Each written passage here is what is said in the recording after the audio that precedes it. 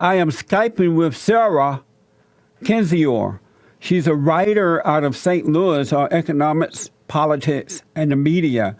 She has a very interesting article published in the Globe and Mail. The Trump ship may finally be sinking. Sarah, good morning. Welcome to the show. Hi, thanks for having me. I appreciate you coming on. Have you ever been and are you a supporter of President Trump? No, I'm not a supporter of President Trump. And you've never been? No. And why not? Well, I don't agree with his policies. I don't agree with his personal behavior. I've watched my entire life as he's hurt people in this country, as he's run businesses in an irresponsible way, as he's said inflammatory rhetoric, and as he's repeatedly lied. And I don't think he has the interest of the American people at heart. And so, we've seen him in action during his months in the presidency. I think he's done a terrible job. And I think that's a shame because America deserves better. So you've always hated President Trump even before he became president? It's not really a matter of hating him. It's a matter of thinking, what is good for America? What kind of policies work? What kind of person do we want our kids to look up to? What kind of values do we want to have? What kind of country do we want to be? And when I look at Trump, no, I don't see anything that I want to emulate, that I want our country to emulate. And I don't think he's really looking out for our country. I think he's looking out for himself. And so again, my emphasis is on citizens of this country and getting the kind of elected officials that we deserve during very difficult times. You write, in your writing, you call the president morally repugnant. Give me an example of that. Well, okay. Because the things you just named is just your personal opinions about him. But give me an example where the president is morally repugnant. He bragged about grabbing women by the pussy. He was accused of rape by his wife during their divorce proceedings. He said extremely bigoted things about Mexicans, about blacks, about immigrants in general. These are things backed up in stereotypes meant to incite hatred. He equated neo-Nazis with the people who are fighting against them, including Heather Heyer, a woman who was killed.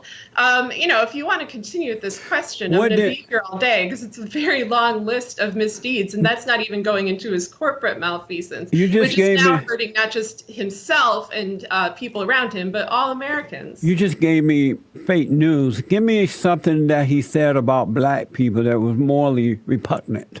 Okay.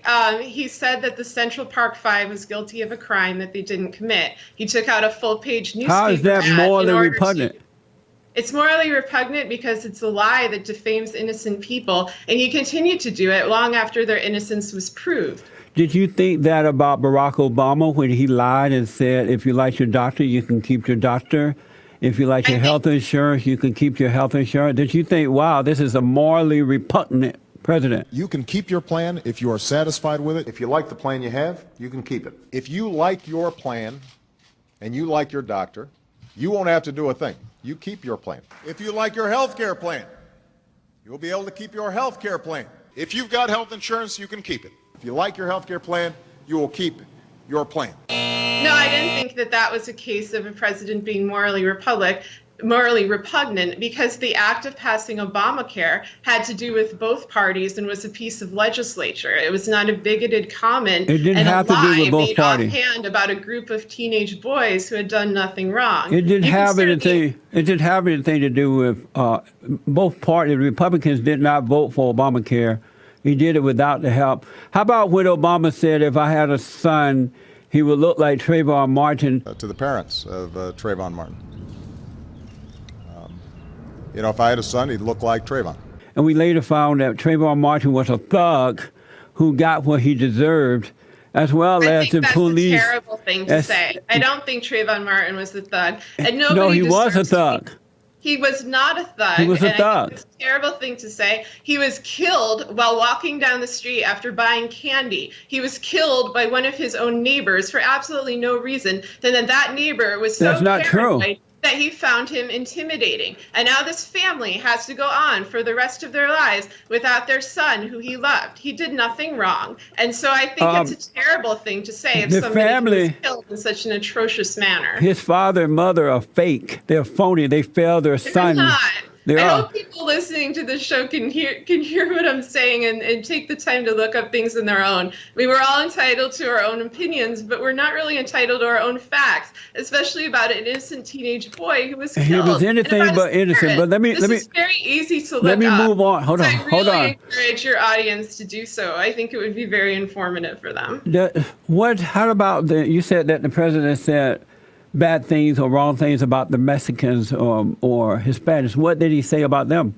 He launched his campaign by saying that Mexicans were rapists and murderers, and that a wall is going to be something that's going to protect us from them. He treats people as guilty when they haven't done anything wrong. Are there people who've committed crimes? Sure. Should we be anti-crime? Yes. Is crime inherently linked to someone's ethnicity or country of origin? No. When Mexico sends its people, they're not sending their best. They're not sending you. They're not sending you. They're sending people that have lots of problems, and they're bringing those problems with us. They're bringing drugs, they're bringing crime, they're rapists, and some, I assume, are good people. But I speak to border guards, and they tell us what we're getting. And it only makes common sense. It only makes common sense. They're sending us not the right people. It's coming from more than Mexico. How do you feel right now sitting there being dishonest about what the president said? Do you believe that you are a morally repugnant person for putting out lies? No, I feel fine about what I'm saying. So you're okay with lying? Criticizing actual policies. You're okay with lying? That hurt people, and I don't want to see people hurt. You're okay with lying about the president, but you can judge the president and say that he's morally repugnant. What the president said is that we're going to put a big, beautiful wall around the borders, and because hold on a minute, hold on. He said that we have murders, rapists, and God knows what else coming across the borders. He didn't call, and he said we have some good folks coming. He didn't say Mexicans were like that. He literally called them bad hombres. He was referring to the illegal aliens coming across the borders. Does it bother you at all that illegals coming across the borders are affecting blacks first and foremost when it comes to jobs, crime, education, healthcare? Does that bother you that blacks are being hurt first and foremost?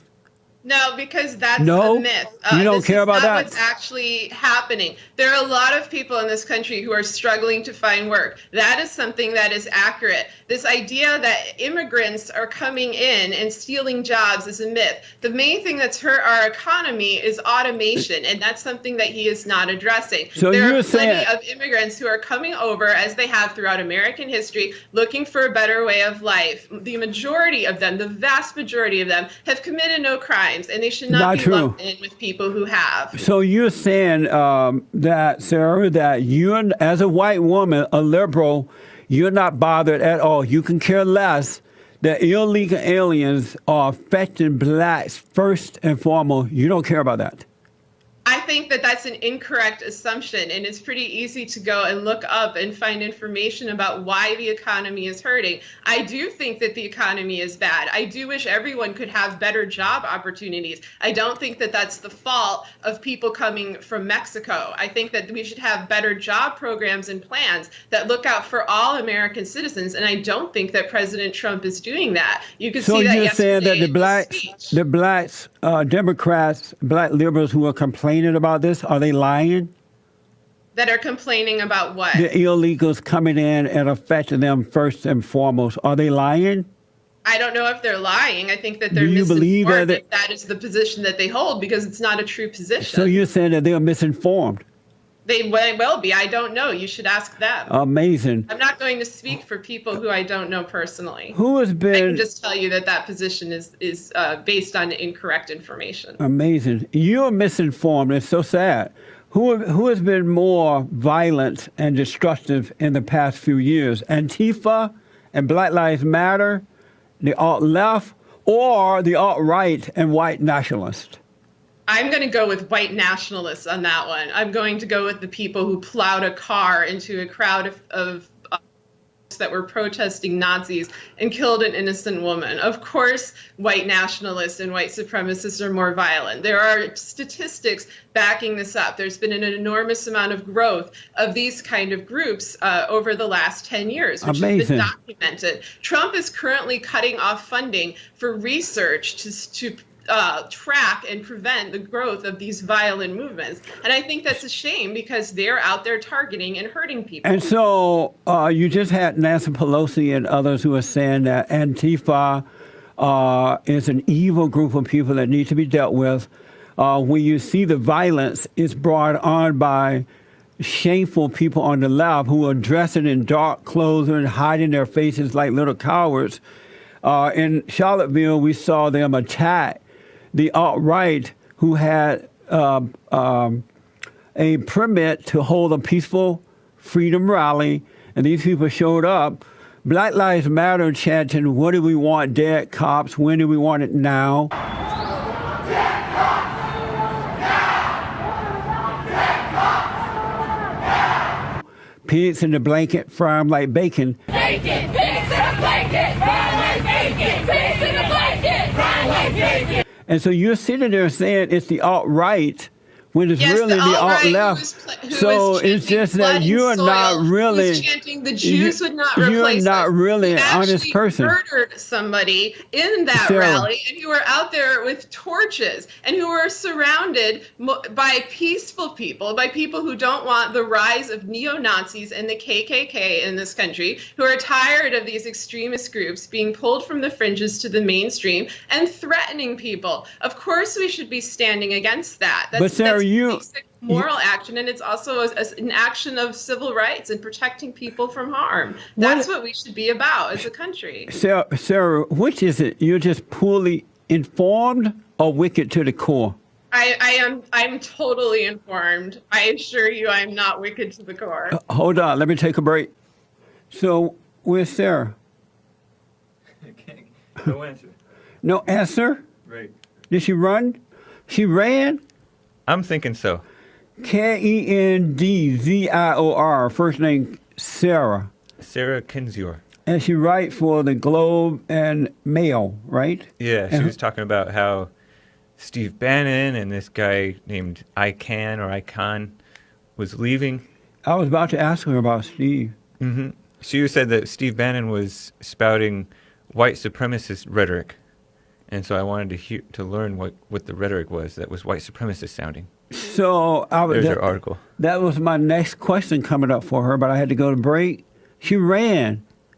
Sarah, you should not have done that. No, Sarah, don't do that. Because she said okay. Hold on. Oh, she's coming back. Yeah. Oh, thank God.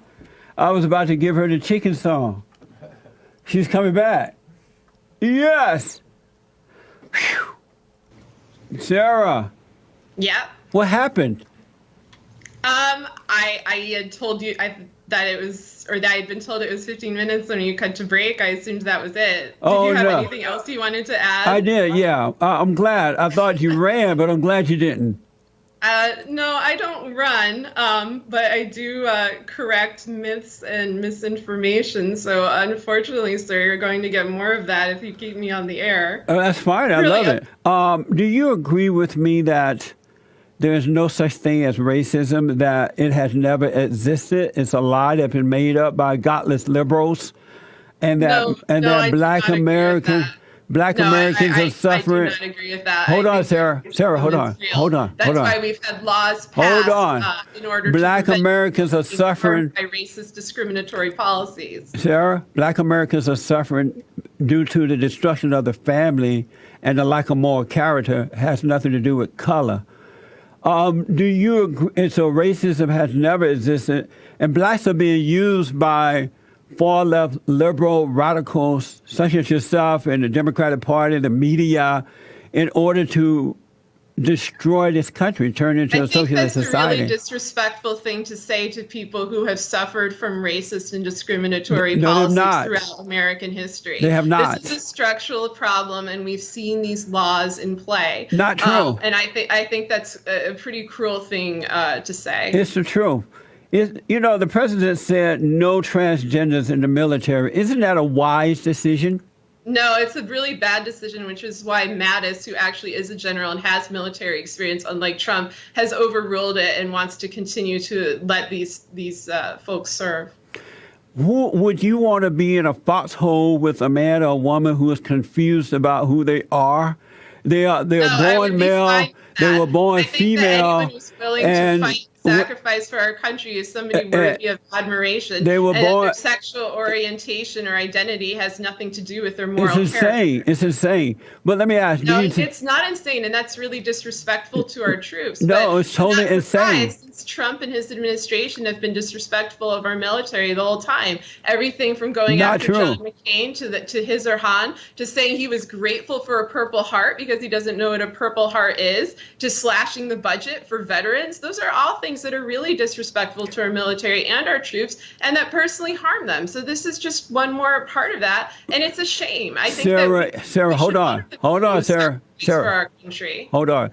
Isn't it insane to call wrong right and right wrong? You are pretending I think pretending that everything that's wrong is right. What happened to you that you lost your way? I have had my way. I'm quite sure What of happened? my way. Were you raised by your father and mother? Everything I'm saying is accurate, and I know that we have different audiences, which Sarah. is why I'm willing to talk to you in the hopes that maybe people will go and think for themselves Sarah. and look up information and come to their own conclusions on these matters instead Sarah. of just Sarah. accepting falsehoods Sarah. as truth. I Sarah. think that would be a really great thing if that were to happen. Sarah, were you raised by your father and mother? Yes, I was, but that's irrelevant. And do you respect men? Do you respect men? I respect people who show How about men? high moral character and don't peddle lies and disinformation to the American public. Do you respect men? Sure, yeah, I You do. respect men, but I judge people as individuals. Amazing.